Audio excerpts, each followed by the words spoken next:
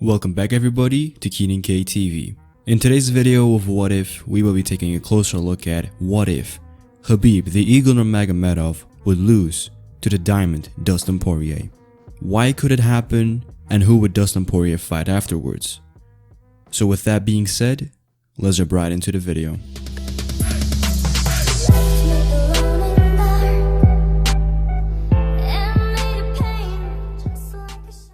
From the response that I've seen from the community regarding this match, a lot of people seem to be writing off Dustin Poirier, and really if you take a look at him and his skill set, it is very hard for you to conclude a very easy victory for Khabib Nurmagomedov.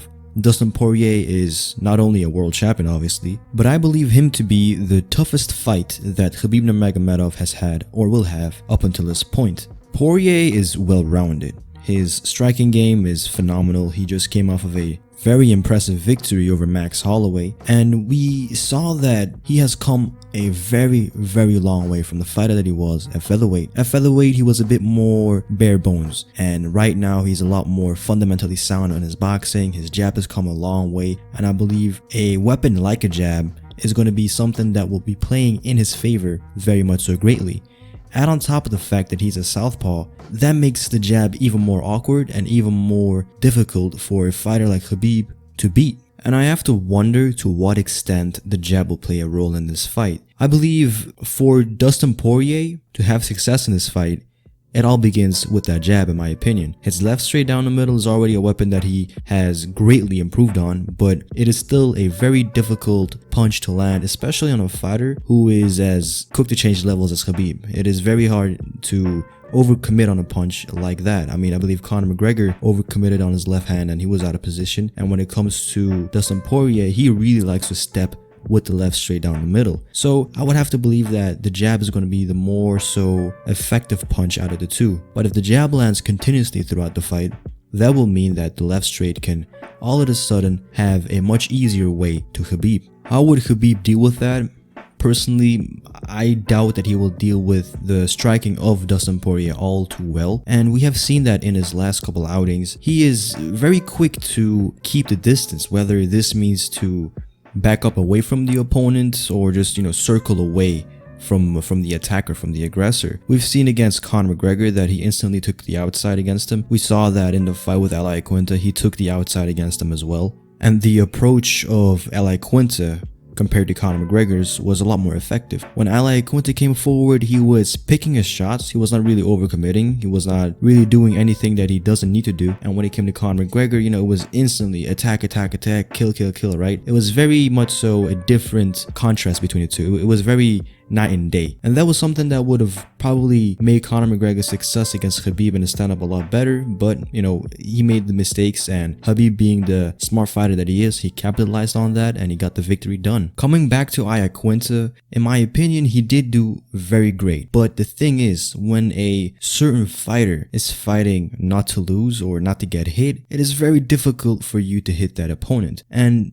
in recent times, in his last outing at least, when it comes to Khabib, his striking has come a long way. He is very fast. In this matchup, I would have to believe that Khabib is going to be the much faster fighter. He just has a lot more snap to his punches, and once the punches land, they're always crisp. So when it comes to this match, that doesn't really mean that Khabib will have a great chance of beating Dustin striking, but I don't really think that we're going to see a Ben Askren performance from Khabib at all. I think that he will have his fundamental striking game down. He will know how to keep his distance. He will know when he's in danger and when he's not in danger. However, you don't really get to see that all that much. It's Khabib Nurmagomedov. He's just going to go ahead and shoot him for a takedown and try to get the fight to the ground. If we're going to take a look at the takedown defense game of Dustin Poirier, we're going to see that not a lot of people have shot him for takedowns on him, but I believe that the offensive game that Dustin Poirier has in the grappling department is going to be something that Khabib Nurmagomedov hasn't really faced all that much. And really the takedown defense ratio or percentage, whatever you want to call it, however high it may be, going into a fight with Khabib Nurmagomedov, in most scenarios it doesn't really mean anything, because Khabib will always chain his takedowns. If he doesn't get the first takedown, he will probably get the second. If he doesn't get the second, the third,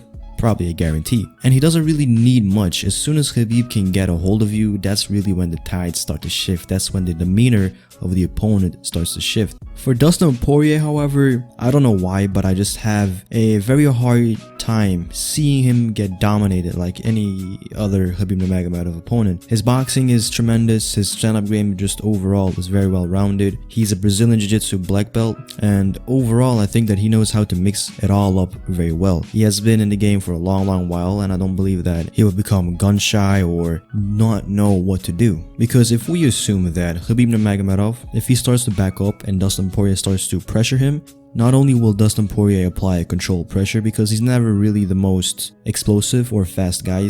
His fighting style, his pace overall in general is very calculated in a way. And I don't believe he will make the same mistake that Conor McGregor made. And I do believe that he will have a lot more success than Al Iaquinta. I think that his striking game overall is a lot better. And if his jab is going to start to find his way in, I do believe that the power shots, his hooks, they will start to cut off the octagon on Khabib. And as soon as he can get Khabib trapped with his back against the cage, and if he can start to go ahead and dig on the body, the possibilities of Dustin Poirier really just working up Khabib are very high in this matchup. And fundamentally, he's very strong physically as well. So for Khabib to get a takedown on him, I do believe that it will have to come from the cage, right? If he can hold on to one leg, push the single leg takedown to the fence, and from there drag the opponent down. That's how I see the takedown happening. But if Khabib's back is up against the cage, then it does become tricky for Khabib. So in the end, really, we'll have to wait and see how the fight will play out. But I do believe that Dustin Poirier is not a fighter that people have to undermine. He's just a world champion, really. I mean, interim or not, he is a world champion. He beat a world champion, and he has shown that he's on that level. And I don't believe that he's going to get washed over. Matter of fact, I do believe that he will be the toughest fight Khabib has ever had. Now, with this part concluded, this will mean that Dustin Poirier has defeated Khabib Nurmagomedov, and he's now the unified, undisputed lightweight world champion. Now, saying this and envisioning this, it is something very unreal. Khabib's undefeated record goes away, his O goes, Dustin Poirier defeats him, right? But after that wave of what just happened feeling goes over, he will have to start planning ahead. Who could he fight? How would he do in those matchups?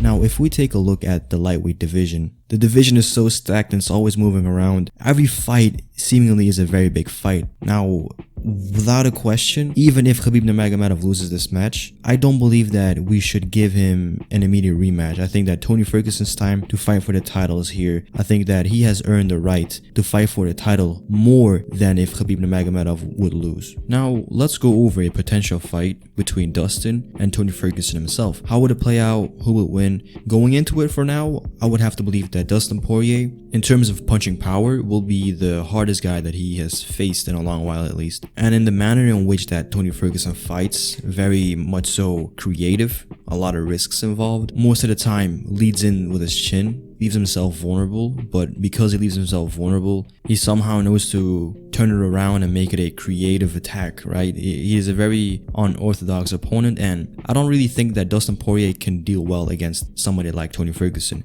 Tony's pressure, Tony's cardio will probably be just too overwhelming, and it's only that big punch that he can land that can possibly knock him out, and the chances of Dustin Poirier landing clean on him are very high, and dropping him also, they are very high. So he has to get a knockout, and I believe that his chances of beating Tony Ferguson by knockout, just beating him in general, that's about a 30% win ratio that I would give him. In this matchup, I think that Tony Ferguson is just a lot more active, a lot more well-rounded, and in general, just Tony is going to be very awkward for Dustin Poirier to deal with. Now, assuming that fight doesn't happen, and assuming that the Khabib Nurmagomedov rematch doesn't happen either, what other fight can he make? Well, obviously there is a potential Conor McGregor rematch.